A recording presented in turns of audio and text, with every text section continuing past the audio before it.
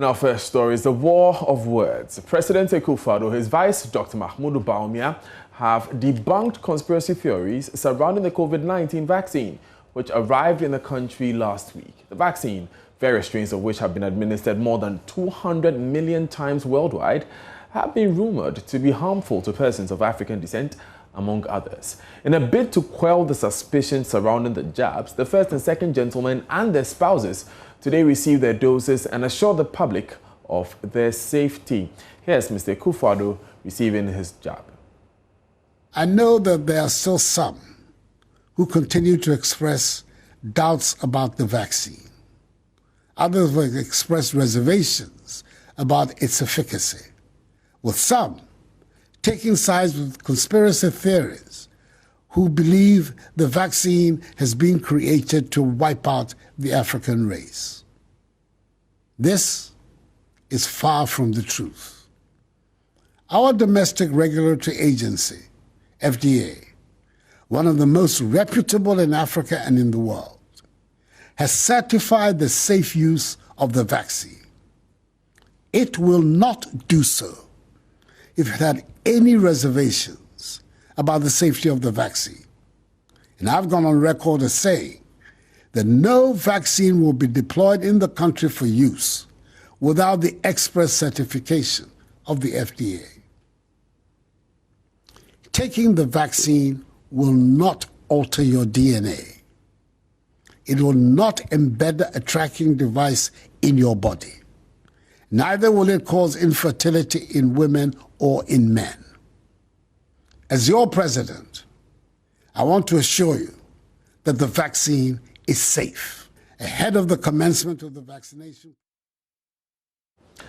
Apologies, that was President Akufo-Addo speaking in his address to the nation last night, debunking the rumors surrounding the virus. Let's watch that process this morning as he received his vaccines.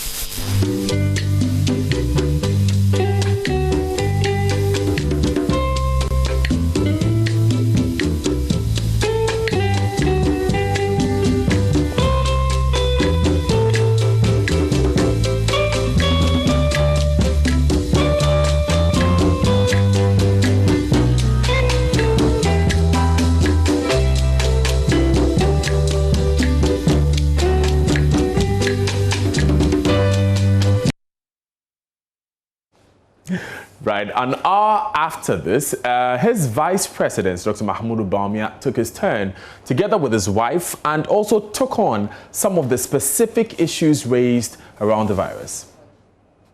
The support of our partners, Ghana became the first country in the world to benefit from the COVAX facility, which is open to about 92 low and middle income countries. And Ghana is the first country to have benefited from that facility. And it is under the leadership of the president and the hard work of the Ghana Health Service staff and members of the task force that the president has put together that Ghana has had the opportunity. We are taking this vaccine today to assure the public and Ghanaians in general that it is safe. It is safe to be immunized by this, to take this vaccine. And that safety, the Food and Drugs Authority has really assured us, and we are very confident in the safety of this vaccine. And that is why the President took the lead to take this vaccine, and we are following in that stead, and it will then go on with all the health service workers, security agencies, and essential workers, and so on. Now, Presidential Advisor on Health, Dr. Anthony Siasare, also spoke to JoyNews. We are kick-starting the vaccination in Ghana. So today we've kick-started, tomorrow we'll roll it out in the 43 districts that we have selected. In Greater Accra Metropolis, including Awutu, Senya, East and West, and also in Greater Kumasi Metropolis. That's the first thing. The second point is that they are also telling everybody that the vaccines are safe and they are effective. If they are not safe and effective, if, for example, the one who has brought in the vaccine, he is a leader of the nation, the two main leaders of the nation, they have to show example. They have to show example. Two main vaccines that we have given emergency use authorization are the Sputnik and AstraZeneca. There are other ones like Johnson & Johnson, Pfizer, Covavax, and the rest, which are all coming on board. They've all sent their dossier to the Food and Drugs Authority so that they can be registered for emergency use in this country. If I should present myself for vaccination, do I need to eat or I should go there on an empty stomach? It's better that when you're going for injection, the vaccination like this type, you have to eat. I would advise everybody to eat. Drink a lot of water. Get some paracetamol in case you have pain at the site of the vaccination, or you get pains in your arm. So these are the precautions that you have to take. Now, prior to this entire process, President Akufo-Addo touched on the infection situation in our schools so far in his 24th address to the nation on COVID-19. Out of 69,352 schools in the country, 207 have reported cases of infections. The number of active cases in our schools is now 282. So until further notice, all the restrictions as announced in my last address remain in force, and the police will continue to ensure compliance by all and sundry. I want to reiterate my determination that we should manufacture vaccines here in Ghana. To this end, a committee has been established under the chairmanship of the former Minister for Environment, Science, Technology and Innovation, the world-renowned scientist, Professor Kwabena Frimpong-Boateng, which is formulating a concrete plan of action towards vaccine development and manufacturing. Fellow Ghanaians, the rollout of the vaccination campaign does not mean we should let our guard down and discard the safety protocols that have served us well thus far. We cannot afford to let our guard down. Let us continue to wash our hands under running water, maintain social distancing, refrain from shaking hands and hugging, and most importantly, wear our masks. We must remember that the virus continues to jeopardize our lives and livelihoods. As of Friday, 26 February, the total number of active cases stood at 5,444. Our daily infection rate is 400, and 77,972 recoveries have been recorded. Since I last spoke to you, 191 more people have sadly passed away, bringing the number of cumulative deaths to 607, and 24 persons are critically ill. My mom. Away from COVID-19 and vaccinations, the Ghana Journalists Association, GJA, is demanding the immediate reversal of a statement from the Judicial Service, which ordered media houses to pull down alleged insightful publications against Supreme Court judges. The Judicial Service, through its lawyers, have threatened to take on some media houses for allegedly offering their platforms to fuel hate and incendiary communication against Supreme Court justices who are currently hearing the 2020 election petition. But in a sharp response, the GJA described the statement as an obnoxious directive pregnant with threats to media freedom in Ghana. We'll hear from the president of GJA shortly, but with me in studio now is Manuel Kranting. It looks like, Manuel, you were there. It looks like there were lots of passionate people speaking there. Indeed, you had senior journalists, veterans like Kwesi Pratt Jr., you had colleagues from the International Federation of Journalists also, as it were, solidarizing with the Ghana Journalists Association, and all was to the end of stamping the ground of journalists. And essentially you had a retracing of history back in the day where you had authoritarian regimes, when in fact some journalists were imprisoned and others, as it were, cast into jail and so on and so forth. Kwesi Pratt Jr., for instance, made the point that it's taking so much to get here. Mentions names like Cabral Bleami here, who, as it were, stamped their ground, led the fight for press freedom, for us to get the freedom that we're enjoying today. I think we can listen to Kwesi Pratt Jr. It is significantly interesting that the person posing this question is a very respected media practitioner in Ghana. And that is what makes me even more shocked at the question. Because so far, I'm not aware that any Ghanaian journalist has called for the killing of judges or any people from any other profession. I haven't seen it. What I've seen are politicians who are calling for the killing of journalists and the burning of the houses of their opponents. Even those politicians did not receive the kind of threats contained in the statement which has been issued about journalistic practice.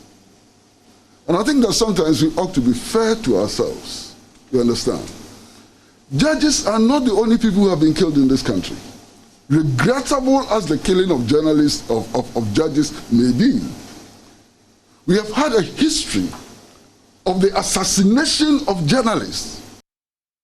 And that was Kwesi Pratt, like you said, very passionate. What about Dr. Roland Alfeomoni, the president of GJA? Well, let me quote him directly, and this is a part of what he says. He says that if not reversed immediately, reacting to and referring to that statement released by the Judicial Service, if not reversed immediately, the ill-advised, ill-timed, ill-crafted, and ill-issued and ill-consumed statement by the judiciary can provoke a tsunamic backlash, lower the dignity of the court in the eyes of freedom lovers, and goes on to say other things, essentially about the press freedom rankings of the country. Journalists correct inaccuracies and mistakes at the earliest opportunity and offers a chance for a rejoinder and or an apology as appropriate.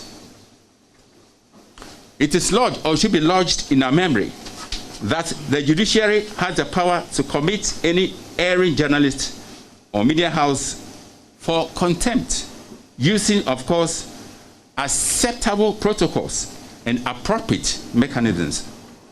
What they should not consider at all in this context is any unprecedented or antiquated method which smacks of censorship, intimidation, or resuscitation of the culture of silence, which can spell unthinkable socio-political consequences.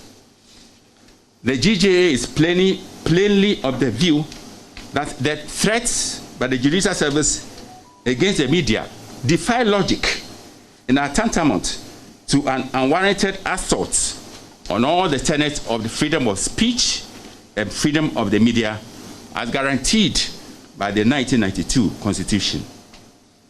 If not reversed immediately, the ill-advised, ill-timed, ill-crafted, ill-issued, ill-served, and ill-consumed statement by the judiciary can provoke a tsunamic backlash, lower the dignity of the court in the eyes of freedom lovers and critical citizens, pollute the media environment, undermine our impressive media rankings globally, and dim the beacon of our democracy. Let's stay with the judiciary now, and the judicial service has been urged. But you know what? Before we do that, let's wrap up with this particular story. Mano, was there any caution for journalists in this? Indeed, there was, and as you heard Afilmoni say, the backlash, the purported backlash which has come from the judicial service should not be taking hook, line, and sinker by journalists, but they should rather be minded by the tenets of the practice to be able to stick to professionalism and maintain the standards that you have within the space, Daniel. Thank you, Mano. Let's move to other stories. And the judicial service is being urged to ensure judges win public confidence by delivering well-thought-through judgments. This comes in the wake of a letter authored by the service's lawyers demanding that pressmen delete stories that scandalize the judges hearing the election petition or face legal action. Governance analyst Professor H. Kwesi Pempe, he's also president, executive director of the CDD, says this directive is problematic. And the basic idea is that I don't think it is what people write or say, right? It is, I have to agree, fundamentally, I agree. It is important that we maintain confidence and trust in the judiciary as an institution. Because if we do not, then people will have recourse to extrajudicial means of solving their disputes. And oftentimes, that means that they may not resolve them peaceably, right? They may not be resolved in a peaceful manner. So confidence in the judiciary is very important. The question is, who destroys confidence in the judiciary? What will destroy confidence in the judiciary? Is it what people write or say? Or is it judicial behavior? Is it what judicial performance? Is it what goes on in the courts themselves, right? That will, by and large, determine what confidence people have. So if people go to the courts and justice takes about maybe 20 years to deliver, if it's too slow, basically, they may not have too much confidence there. If they don't get a sense that what is going on there is fair, or that things are not being done in an even-handed way, they may lose confidence in that.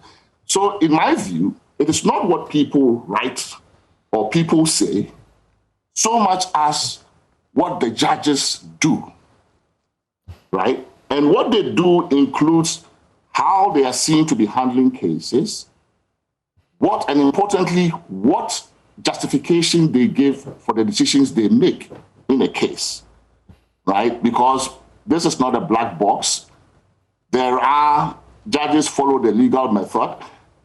There are lawyers, there are academics, there are other people who understand, can read an opinion and understand that, oh, okay, this is how and why this decision was reached this way.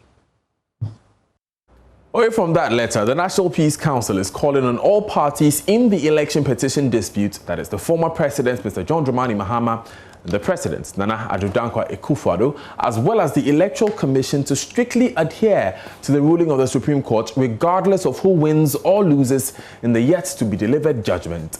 The National Peace Council is appealing to them to refrain from any activity that may directly or indirectly encourage their followers or officials to disturb the peace of the country after the delivery of the judgment of the Supreme Court. In this regard, the Council is encouraging all supporters of the two political parties not to engage in any activity that is a potential threat to the peace of the country. In a statement released earlier, they concluded by calling on the media and social and political commentators and indeed all citizens to be circumspect in their reports and discussions after the Supreme Court has delivered its judgment in order to protect the integrity and sovereignty of the state. The Peace Council is respectfully appealing to all the people of Ghana to continue to resort to time-tested non-violent mechanisms to address any outstanding election-related complaints peacefully, either through the judicial process or by means of available alternative dispute resolution mechanisms. Away from the election petition, some members of staff of the National Lottery Authority, NLA, are demanding the immediate dismissal of Managing Director Kofi Osei-Ameyaw over non-payment of big wins across the country. The protesters, who were clad in red armbands, alleged that some of their members have received threats and are attacked in some instances due to the issue. Here are some members of staff who spoke to the NLA. That the people have registered and yet they've not paid since last year. So I can't go to the kiosk. If I go to the kiosk, they will come and harass me to collect their money. But have you been attacked before? Yeah. And I said they should wait. I showed the tickets to them that it has not been paid. But so now they don't take from the national lotteries again. They go to Alpha and banker to banker. And the tester, that VAC machine, that place, that one there, if you stake and they scan, the money will come into your wallet. So those people who stake the national lotteries, they are not being paid. So now they don't buy from us at all. They stake on the mobile money, the mobile phones. That one is fast payment. You see? So, and the banker to banker people, when you stake that one, fast, they pay you. But when you stake from the NLA, they will not pay you. This ticket that you are saying is more than 10 billion. So now, this is what is happening at national lotteries. Ameyaw has destroyed NLA. We want him to investigate it on 3 issues. The importation of these lotto kiosks, the coming in of kid, and the coming in of texter. So what we are saying is that Ameyaw must leave. He should be investigated on the importation of the lotto kiosks. Those ones you see over there. No pay, that's the second issue. He's trying to kill our business, but not providing us with paper rope, not paying us. These are the 2 things that makes the lotto sell. He's not doing it, and he's promoting the interests of texter and kid. And you can see the yard now, everything is empty. We can't get paper rope to sell. He's not paying our wins. These are the 2 things. He's done things wrong. He's diverted this money is meant for the consolidated account into private pockets. If the DG had met with us, collectively we could have actually discussed and find solutions. Because if people are being attacked all over the country, you cannot hire policemen to actually deal with them. You understand? So the only solution is to pay the wins. Once you pay, the attacks will stop. And it lies with them because they can pay. They can pay? They can pay. But why are they not paying? That is what is the problem, because we don't know why the wins are not being paid from October. You saw the receipts. Meanwhile, the local union chairman, Eric Tamaklo, is asking the public to refrain from attacking NLA vendors since non-payment of their money is not their fault. Right. He also refused to comment when JoyNews reached out. Now, farmers and stakeholders in the agricultural sector in the Western region have been trained in agroecology to ensure sustenance in the agricultural sector in the coming years. The training was as a result of investigations that the continued activities of illegal mining and exploration of oil and gas in commercial quantities are gradually depriving farmers of access to arable lands for food production.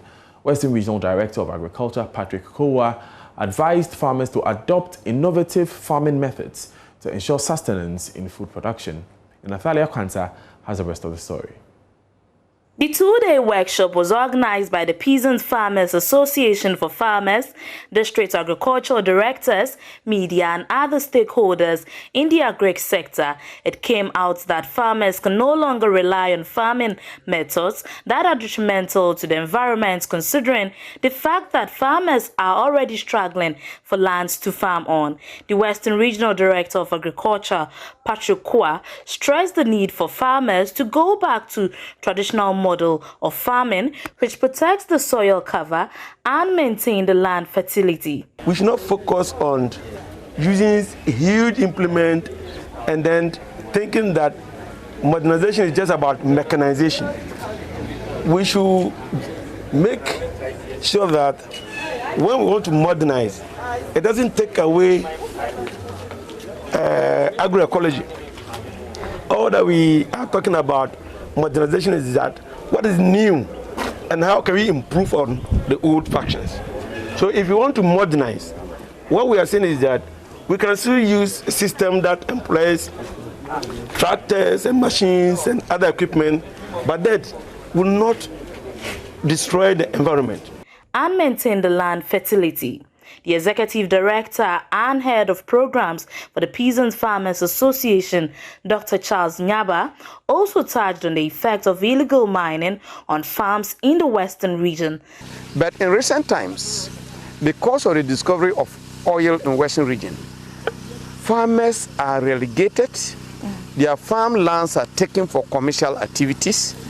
Some few corporate organizations that are around claim they are also going to produce food by buying lands from smallholder farmers. So we are thinking that if you don't do something fast to promote the activities of smallholder farmers in Western region, there will come to a time these farmers will die out of poverty. Some beneficiaries of the workshop also spoke on how the activities of illegal mining and the exploration of oil and gas are affecting them and the country's food basket. I'll call it galamsey because it is popularly known in Ghana, and it is 100% affecting the lands within the setup in the whole country at large. Because one will bear with me, you cannot farm on a galamsey land and get your yield as it's supposed to be. One, as soon as the excavators work on the land, most of them leave the pits uncovered. They don't cover. Apart from people falling into them and dying and all that, it becomes death trap and all that. So it's dangerous for a farmer to work on that area. That alone, it's a big damage to the land. The Western region now, due to the influx of the oil and gas companies, they are taking over most of the land, and land for farming is very scarce now. So it's important that we train our farmers to let them know that the lands are no more there as it used to. So now if you have a small piece of land, you can go into agroecology. This is whereby you will be farming on the piece of land for a longer time. For Joy News in Athalia, Kwanza, Western Region. This is Joy News today with me, Daniel Dazi. Up next is Daryl Kwa with business, and he will be telling you how Ghana and UK will soon sign a new trade agreement that will further deepen ties while giving exporters hope. Call him the man who is giving hope. Daryl Kwa is next.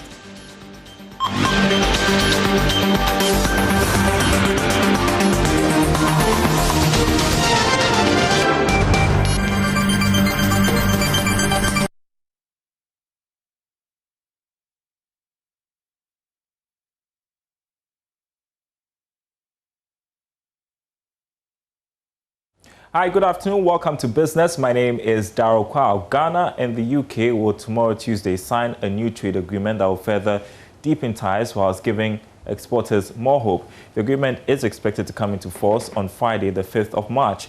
Trade and Industry Minister Designate Alan Chamantin says the agreement will be in the form of the regional partnership signed between the European Union and ECOWAS. He disclosed this before Parliament's Appointments Committee. Proposing that we use an original text of a regional economic partnership agreement that had been signed between the EU and then ECOWAS. We felt that that regional text should be the basis for the text of the agreement between Ghana and the UK, so that it will be consistent with the requirements of our customs union. So when I escalated the negotiations to the level of my counterpart, the Right Honorable Liz Strauss, in December, the last week of December, she graciously agreed that as an exception to their principle of continuity, they would accept our position to use the text of the Regional Economic Partnership Agreement as a basis for the new bilateral Ghana-UK agreement, so that once it enters into force, then it will not be difficult to convince ECOWAS to also adopt that. So basically, where we are now, the President has given executive approval for the agreement. We've forwarded the agreement to Parliament. The UK government has signaled that on the 2nd of March, both countries will sign the new Ghana-UK agreement, and then it will enter into force hopefully on the 5th of March. So that's where we are. Now, the city's sustained stability against the dollar over the past 2 months is expected to facilitate quick recovery of the economy. The city is currently having around 5 cedis 74 pesos against the dollar after nearly hitting the 6 cedi mark in December last year. But is it early days yet to be excited about these developments? Here's George Rafi. The local currency has recorded some firm stability after December last year through to the month of January and even February. There are predictions that the city will indeed cross the first quarter of this year, escaping the perennial sharp depreciation against the US dollar. Some have even argued that since we won't see demand for dollars picking up strongly for imports because of COVID-19 restrictions, the city's good run may even last to the end of this year. Bank of Ghana, on the other hand, has maintained that it has the required dollars to stabilize the Ghana city. Therefore, since this whole currency depreciation is a supply and demand thing, we should be guided by this assurance coming from the central bank. But in all of this, why has the city's performance brought about some excitement? Well, a sustained Ghana city could help the economy that has been hit badly by COVID-19 shocks pick up strongly. This is because it will slow inflation rate, a development that could help reduce the cost of living and production for businesses. It may also lead to a reduction in the cost of borrowing, a development that would help change the tide and see improved lending to enterprises in the country and help them get back to the original levels, especially for those that are yet to recover from the pandemic. For consumers of petroleum products, this development should also come as a big relief to them, as it may slow down the projected increase in prices of petroleum products in the coming months at the pumps. All these will help the economy pick up quickly from the shocks of the first wave of the coronavirus. The Ghana Health Service has told Joy Business that it may push for the full reopening of the economy from June this year if it's able to successfully immunize a significant number of residents in Kumasi and Accra. The vaccination exercise is expected to begin this week. There is a projection that this may help in removing all the restrictions and again help in the quick recovery of the economy to help it perform far better than the pre-COVID-19 levels.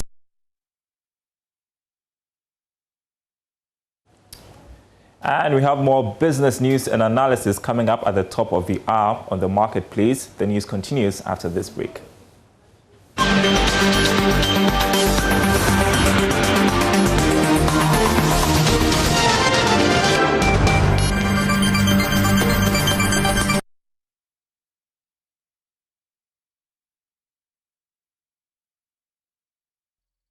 Good afternoon, welcome to Showbiz here on JoyNews today. Now, musician Kidi says he is always sad when musicians engage in beefs. According to him, Ghana's music industry is very small and the energy used in beefs can be channeled into making hit songs that can fetch musicians more income.